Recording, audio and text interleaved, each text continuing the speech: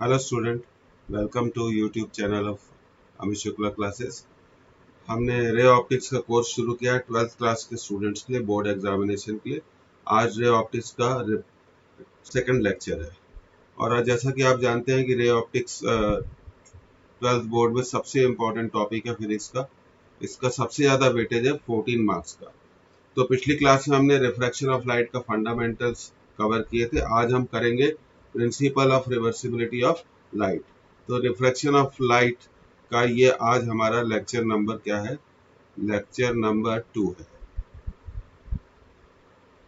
ठीक है, lecture number 2 है। हम आगे बढ़ते हैं। देखिए, सबसे पहले हम बात करेंगे principle of reversibility of light. आखिर principle of reversibility of light क्या होता है? तो we must know the concept of the principle of reversibility of light. तो इसको हम लिख सकते हैं, if the path of light ray if the path of light ray is reversed। Reverse का मतलब हो गया हमने उसके पाथ को 180 डिग्री से चेंज कर दिया। Then light ray retraces light ray retraces its path retraces its path। इसका क्या मीनिंग है? जिस पाथ से आई थी वह उसी पाथ पर वापस लौट जाएगी। It retraces its path। The principle of reversibility is very simple. समझ में आ गया होगा। If the path of light ray is reversed then light ray retraces its path. Reverse path को रिट्रेस करेगी। चलिए आगे बढ़ते हैं। अब आप देखिए, सपोज करिए, इस डायग्राम को ध्यान से देखिए। इस डायग्राम में हमने एक लाइट रे का रिफ्रैक्शन शो किया है। सपोज करिए कि लाइट रे यहाँ मीडियम 1 में है। ये हमारा कौन सा हो गया? Medium 1। Light ray is travelling from medium 1 to medium 2। और यहाँ पर हमने, तो लाइट रे जब मीडियम 1 से मीडियम 2 में जाती है तो उसका रिफ्लेक्शन होता है, इट चेंजेस इट्स पाथ। तो लाइट रे के पाथ पे हमने एक मिरर रख दिया, प्लेन मिरर, और उस मिरर को इस तरह से रखा गया है कि लाइट रे strikes the mirror at right angle.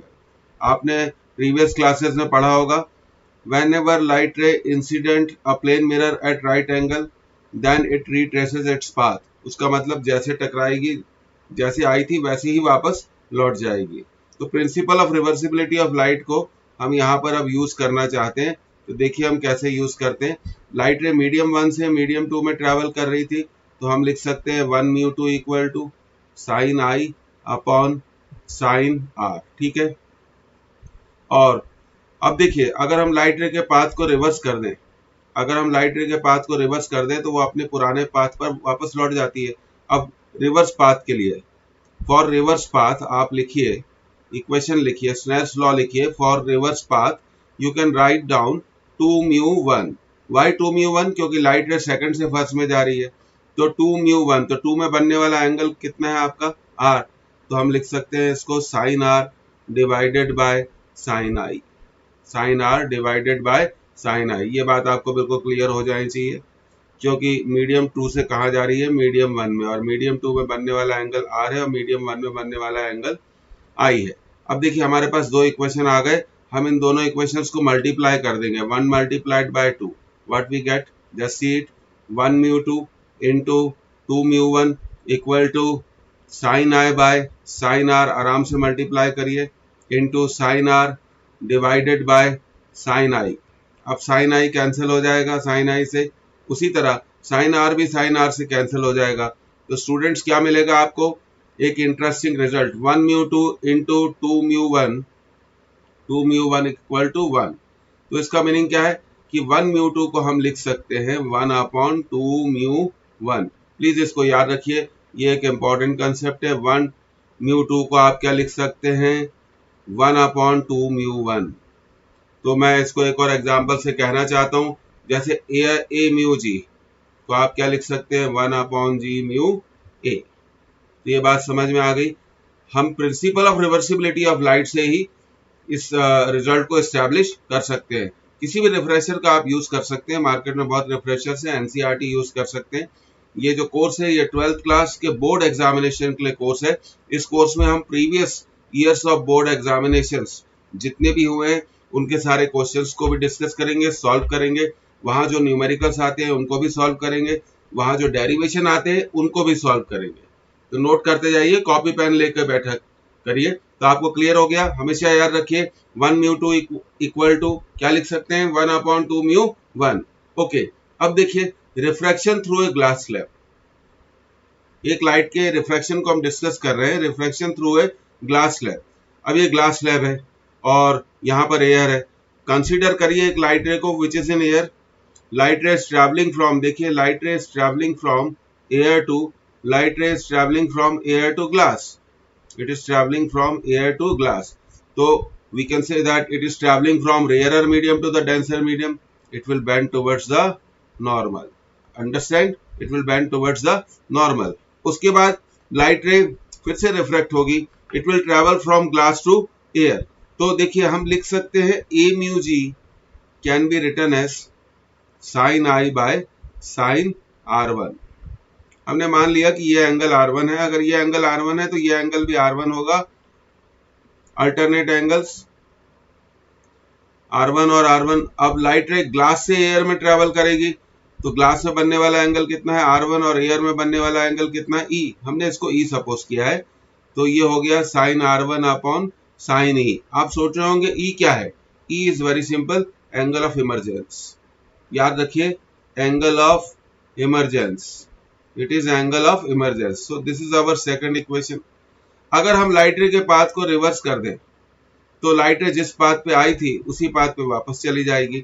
अब रिवर्स पाथ के लिए लिखिए, फॉर रिवर्स पाथ आप चाहे तो लिख सकते हैं a mu g equal to sine E upon sine R1। ये रहा रिवर्स पाथ, देखिए light rays travelling from air to glass, reverse path के लिए लिखा। तो ये हमारा तीसरा इक्वेशन हो गया। अब देखिए first equation, from first equation and third equation, ध्यान दीजिए from first equation and third equation. First equation में a mu g की वैल्यू कितनी है, sign I bye sine R1, ठीक है। और थर्ड इक्वेशन में a mu g की वैल्यू कितनी है, sign E bye sine R1। तो हम a mu g की दोनों वैल्यूज को इक्वेट कर देंगे, तो sine E upon sine R1 can be written as, can be equal to sin I by sin of R1। अब देखिए R1 कैंसिल हो जाएगा तो इससे हमें एक रिजल्ट मिला sin E equal to sin of I। तो हम क्या कह सकते हैं, E equal to I, E equal to I। Angle of emergence हमेशा एंगल ऑफ इंसिडेंस के क्या होगा, इक्वल होगा। एक्चुअली क्यों होगा, ये देखिए ये जो इंटरफेस देख रहे हैं आप, इंटरफेस का मतलब होता है plane which separates the two media. ये इंटरफेस देख रहे हैं आप, ये एयर और ग्लास को सेपरेट करता है और ये इंटरफेस ग्लास और एयर को सेपरेट करता है। ये दोनों इंटरफेस देखिए आप ध्यान से देखिए, ये दोनों इंटरफेस क्या है, पैरेलल है। और लाइट रे का फर्स्ट मीडियम क्या था, एयर था, और लास्ट मीडियम भी क्या था, एयर था। तब ई और आई हमेशा क्या होंगे, इक्वल होंगे। इसको नोट कर लीजिए, ये एक बहुत इंपॉर्टेंट कंसेप्ट है कि angle of emergence is always equal to angle of incidence if interface separating the media are parallel. Prism के केस में नहीं होगा। तो हम इसको यहां पे लिख लेंगे, angle of emergence is always equal to angle of incidence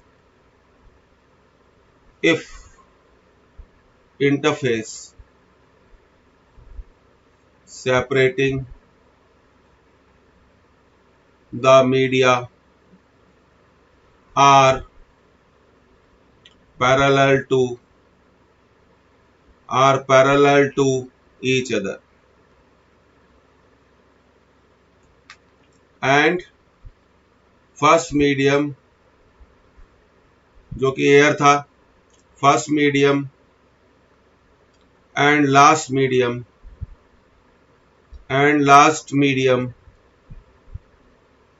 are same,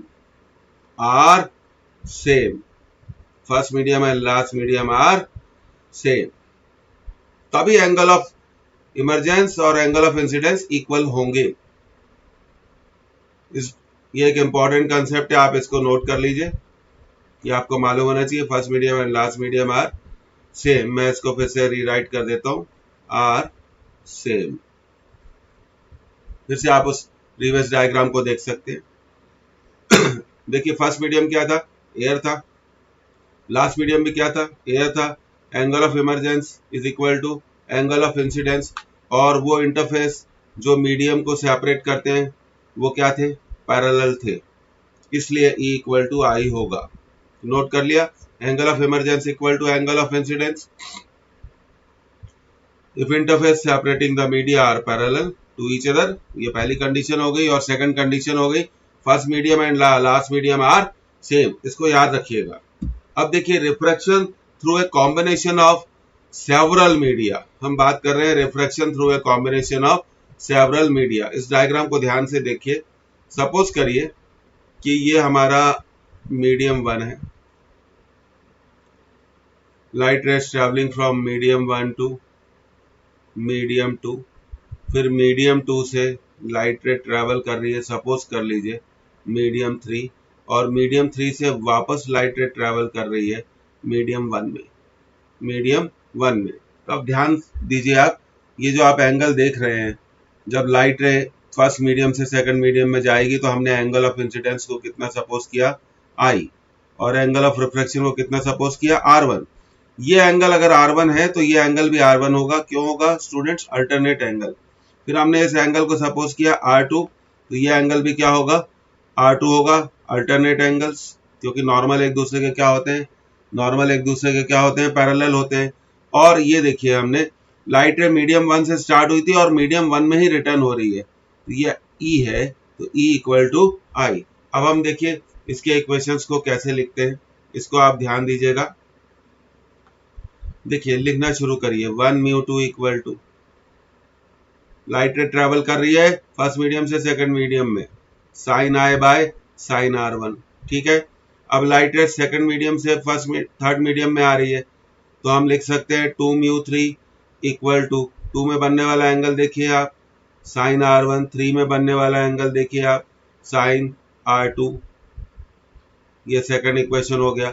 now light ray is travelling from finally third medium to first medium, so what we will write, 3 mu 1 equal to, third में बनने वाला angle देखिए R2 sin R2 upon first में बनने वाला angle देखिए E, that is equal to I।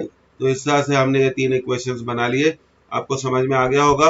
अब now what we will do, अब हम इन तीनों इक्वेशंस को सॉरी मल्टीप्लाई कर देंगे, तो हमें एक बहुत इंटरेस्टिंग रिजल्ट मिलेगा।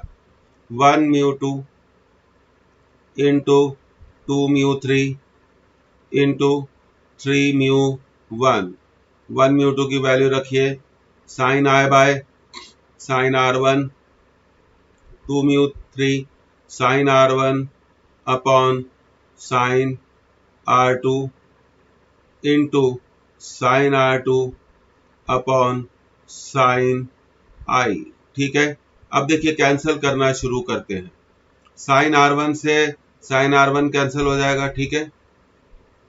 सिमिलरली साइन R2 से भी साइन R2 कैंसिल हो जाएगा, फिर क्या साइन I से साइन I कैंसिल हो जाएगा, तो हमें मिलेगा क्या, 1 mu 2 into 2 mu 3 into 3 mu 1 किसके इक्वल आ जाएगा, अगर सब कैंसिल हो जाएगा स्टूडेंट, ये किसके इक्वल आ जाएगा, 1 के इक्वल आ जाएगा। तो हम लिख सकते हैं 1 mu 2 into 2 mu 3 into 3 mu 1 is equal to 1। समझ में आ गया आपको बात। लाइट रे पहले फर्स्ट मीडियम से सेकंड मीडियम में आई थी, फिर सेकंड से थर्ड में आई थी, फिर थर्ड से फर्स्ट में आएगी, तो 1 mu 2 into 2 mu 3 into 3 mu 1 equal to 1। इसको नोट कर लीजिए, एक इंपॉर्टेंट कंसेप्ट है। अब देखिए, अब हम जानते हैं कि 1 mu 2 into 2 mu 3 into 3 mu 1 is 1, ठीक है। इसी तरह अगर आप सपोज करिए लाइट रे पहले एयर से वाटर आ रही है, और वाटर से कहाँ जा रही है, ग्लास जा रही है, और ग्लास से वापस कहाँ आ रही है, एयर आ रही है, तो हम क्या लिख सकते हैं बताइए, A mu W, because light ray is travelling from air to water. अब वाटर से ग्लास आ रही है तो W म्यू G, ठीक है। अब ग्लास से वापस एयर आ रही है तो G mu A equal to 1। तो इस तरह से हमने रिजल्ट को जनरलाइज कर दिया। अब देखिए ए म्यू डब्लू, ठीक है, इंटू डब्लू म्यू जी, और इसको हम लिख सकते हैं 1/g म्यू ए, क्योंकि हमने इसको राइट हैंड साइड ट्रांसफर कर दिया। अब देखिए हमेशा याद रखिए, अब हम इसको लिख सकते हैं A mu W into W mu G, ये ऊपर चला जाएगा। अभी मैंने आपको थोड़ी देर पहले बताया था कि जब म्यू न्यूमरेटर से डिनोमिनेटर में जाए या डिनोमिनेटर से न्यूमरेटर में आए तो उसका ऑर्डर बदल जाता है। अब देखिए डब्लू म्यू जी क्या होगा, A mu ji divided by A mu W. तो हमेशा आप एक बात याद रखिए, डब्लू म्यू जी का मीनिंग हो गया refractive index of glass with respect to water. A mu G को हम सिंपली लिख सकते हैं म्यू जी, क्योंकि जब भी refractive index with respect to air और वैक्यूम होता है तो हम एयर और वैक्यूम लिखते नहीं है। अगर कुछ भी नहीं लिखा हो तो उसका मतलब है एयर अपॉन म्यू डब्लू। तो ये जनरलाइज रिजल्ट हो गया। अब इसे कैसे याद रखना है, W mu G equal to mu G upon mu W, उल्टा लिखेंगे। देखिए डब्लू म्यू जी, इसका मतलब क्या हो गया, refractive index of glass with respect to water. पर लिखने का मेथड क्या होगा, रिवर्स, पहले ग्लास लिखिए फिर अपॉन में लिखिए वाटर, ग्लास अपॉन वाटर। मैं आपको समझा देता हूँ, 1 म्यू 2 को आप क्या लिख सकते हैं बताइए, म्यू 2 अपॉन म्यू 1। 3 म्यू 4 को आप क्या लिख सकते हैं बताइए, उल्टा चलिए, म्यू 4 अपॉन म्यू 3। ये बात आपको समझ में आनी चाहिए, ये एक इम्पॉर्टेंट बात है। आगे चल के हम इन सब चीज़ों का यूज़ बहुत करेंगे, बहुत सारे डेरिवेशंस में हम इन सब रिजल्ट्स का यूज़ करेंगे। तो ये समझ में आ गया होगा आपको, 1 mu 2 into 2 mu 3 into 3 mu 1 equal to 1। और ये मैंने आपको एक एग्जाम्पल भी दे दिया, air to water, water to glass, glass to air. तो डब्ल्यू म्यू जी को क्या लिखेंगे, mu G upon mu W. एक फाइनल बात और कर लेते हैं, अगर जी म्यू डब्ल्यू लिखना हो, जी म्यू डब्ल्यू का मीनिंग है refractive index of water with respect to glass, तो आप क्या लिखेंगे, mu W divided by mu G. तो I am very hopeful that you understand this. आगे बढ़ते हैं, देखिए अब कुछ प्रॉब्लम्स करेंगे। Refractive index of a certain glass is 1.5। आपको मालूम है अब सारे बोर्ड एग्जाम्स में ऑब्जेक्टिव क्वेश्चन जरूर पूछे जाते हैं, इसलिए हम जैसे जैसे थ्योरी कवर करते जाएंगे ऑब्जेक्टिव क्वेश्चंस की प्रैक्टिस भी करेंगे। The refractive index of a certain glass is 1.5, दिया हुआ है 1.5 for light whose wavelength is 6000 angstrom. The wavelength of this light when it passes through glass. तो देखिए ये यहाँ थोड़ा क्वेश्चन साइलेंट है। Wavelength of light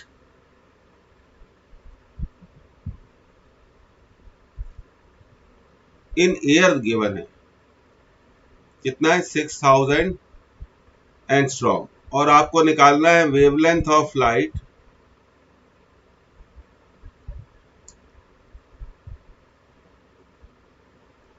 in glass. तो बहुत सिंपल फॉर्मूला है, मैं आपको बता देता हूं। Mu glass can be written as, क्योंकि ग्लास में वेवलेंथ कम होगी, wavelength in air divided by wavelength in glass. इस फॉर्मूले का आप यूज करिए। और म्यू ग्लास आपको दिया हुआ है 3/2, एयर में वेवलेंथ गिवन है 6000 एंगस्ट्रॉम, और आपको वेवलेंथ पूछी गई है ग्लास में। तो देखिए 3 से 6000 को कैंसिल कर दो तो ये कितना हो जाएगा, 2000। अब लैम्डा ग्लास क्रॉस मल्टीप्लाई कर लीजिए तो लैम्डा ग्लास का आंसर आ जाएगा 4000 एंगस्ट्रॉम।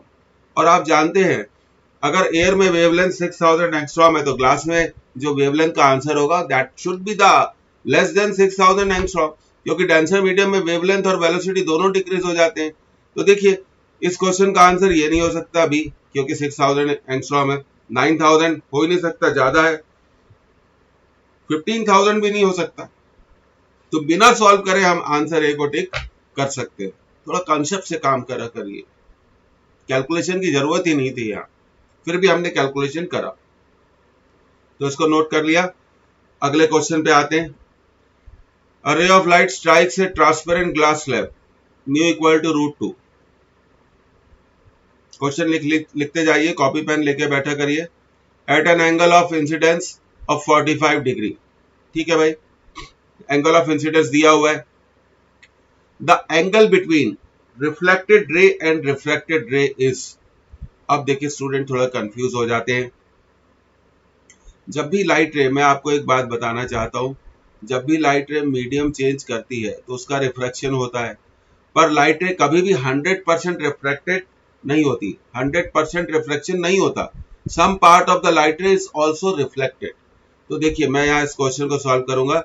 ये लाइट रे आ रही है, at the point of incidence हमने क्या ड्रॉ किया, नॉर्मल ड्रॉ किया, इसका कुछ पार्ट क्या हो गया, रिफ्लेक्ट हो गया, ये रिफ्लेक्टेड रे होगी, और कुछ पार्ट क्या हो गया, रिफ्रैक्ट हो गया, तो इसलिए हम इसे कहेंगे रिफ्रैक्टेड रे। हमेशा याद रखो स्टूडेंट्स कि लाइट रे का रिफ्रैक्शन कभी भी 100% नहीं होता है, उसका कुछ ना कुछ परसेंटेज हमेशा रिफ्लेक्शन जरूर होगा। अब देखिए एंगल ऑफ इंसिडेंस कितना दिया हुआ है यहाँ पर, क्वेश्चन में पढ़िए आप, एंगल ऑफ इंसिडेंस कितना गिवन है, 45 डिग्री। तो एंगल ऑफ रिफ्लेक्शन भी 45 डिग्री होगा, क्योंकि लॉ ऑफ रिफ्लेक्शन क्या बोलता है, लॉ ऑफ रिफ्लेक्शन जो आपने प्रीवियस क्लासेस में पढ़ा है कि angle of incidence equal to angle of reflection, angle of reflection. बात समझ में आ गई? तो ये एंगल 45 डिग्री है, तो ये एंगल भी 45 डिग्री होगा। अब ये एंगल क्या होगा, एंगल ऑफ रिफ्रैक्शन। तो सबसे पहले स्टूडेंट आर निकाल लेते हैं, सबसे पहले क्या निकाल लेते हैं, आर। तो लाइट रे एयर से ग्लास में जा रही है, तो हम लिख सकते हैं Snell's law, A mu G equal to sine I by sine R.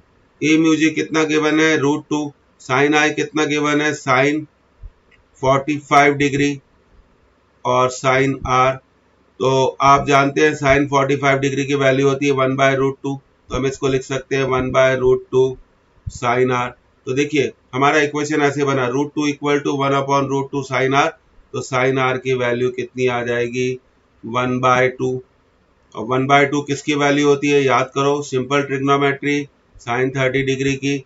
तो हमने आर को कैलकुलेट कर लिया, आर का कैलकुलेशन कितना आया, 30 डिग्री। अब मैं आपको एक चीज बताना चाहता हूं, आपको इस क्वेश्चन में पूछा गया है angle between reflected ray and refracted रे। मान लो इन दोनों के बीच में एंगल कितना बन रहा है, थीटा बन रहा है। अब सॉल्व कैसे करेंगे, बहुत छोटा सा कंसेप्ट है जो आपने बहुत छोटी क्लासेस में पढ़ा था कि एक लाइन पर बनने वाले सभी एंगल्स का एडिशन, एक लाइन पर बनने वाले सभी एंगल्स का एडिशन कितना होता है, 180 डिग्री। तो ये देखिए ये आर है, ये थीटा है, और ये 45 है, तो हम लिख सकते हैं R plus theta plus 45 degree equal to 180 degree. और आर अभी हम निकाल चुके हैं 30 डिग्री है, तो 30 plus theta plus 45 equal to 180। तो थीटा क्या हो गया, 180 माइनस 75।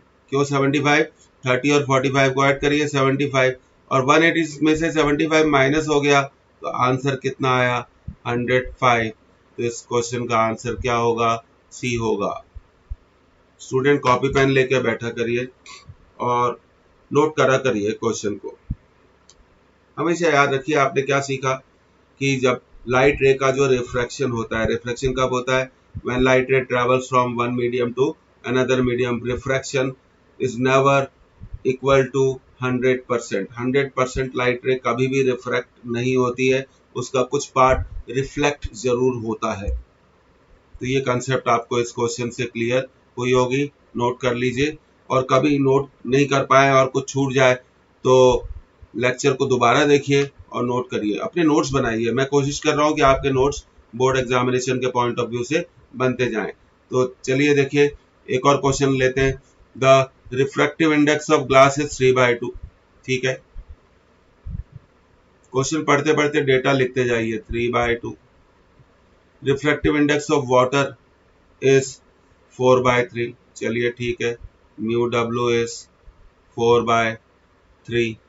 Find refractive index. फिर से पढ़ देता हूँ. The refractive index of glass is 3/2 and refractive index of water is 4/3. Find. क्या फाइंड आउट करना है? Find refractive index of glass with respect to air. With respect to air. Sorry, इस question को थोड़ा आप सुधार दीजिए. विद रिस्पेक्ट टू एयर नहीं होना चाहिए. With respect to, I am sorry, with respect to क्या होना चाहिए? वाटर. तो हमें निकालना है W mu G, refractive index of glass with respect to water. और मैंने आपको अभी थोड़ी देर पहले सिखाया W म्यू जी को कैसे लिखेंगे. उल्टा चलिए. पहले glass mu ji divided by mu W. Mu जी कितना हुआ? 3/2. म्यू W कितना हुआ? 4/3. So what is your answer? 9/8. तो आप लिख सकते हैं refractive index of glass with respect to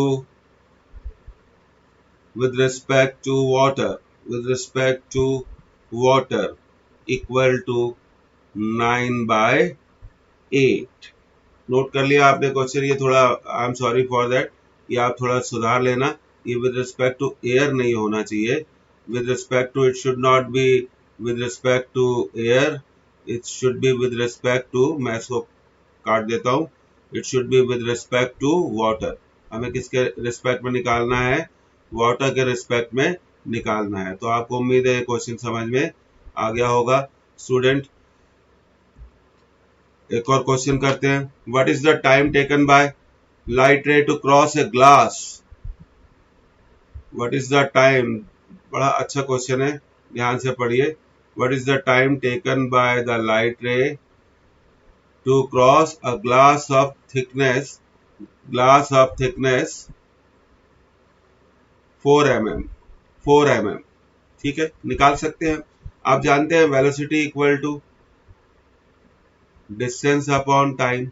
बहुत सिंपल फॉर्मूला यूज कर रहे हैं हम लोग, डिस्टेंस अपॉन टाइम. तो टाइम निकालना है तो distance must be divided by velocity. अब देखिए डिस्टेंस कितना है? 4 मिलीमीटर. मिलीमीटर एमकेएस नहीं है, मिलीमीटर को आपको मीटर में कन्वर्ट करना पड़ेगा. तो आप इसको लिख दीजिए 4 × 10⁻³ मीटर. अब वेलोसिटी इन ग्लास, अब आपको निकालनी पड़ेगी लाइट रे की ग्लास में वेलोसिटी.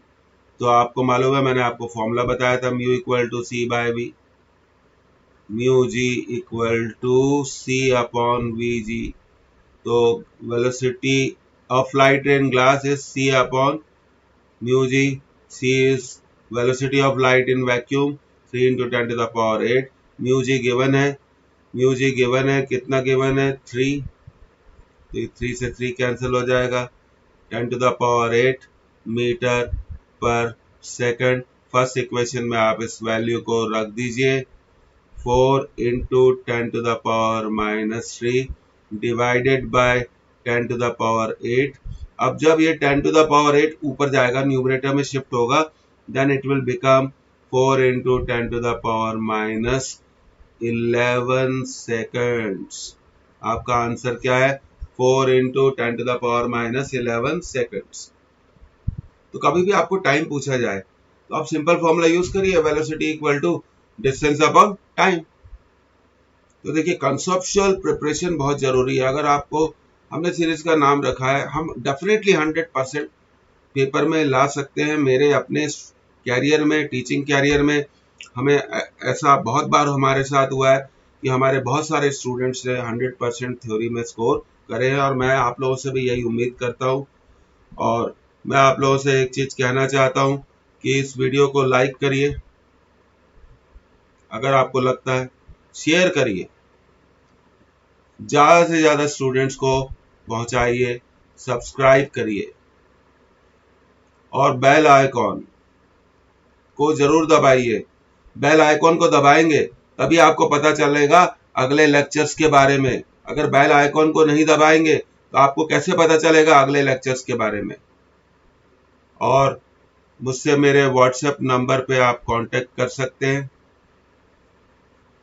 WhatsApp number 6260320543। अगर आपका नंबर मेरे पास होगा तो मैं आपको असाइनमेंट्स भेज सकता हूँ, नोट्स भेज सकता हूँ।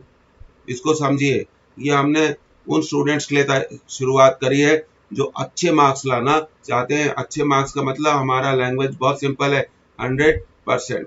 फिर मिलते हैं अगले लेक्चर में, लेक्चर नंबर 3 में। और लेक्चर नंबर 3 में हम पढ़ेंगे क्या, लेटरल शिफ्ट पढ़ेंगे।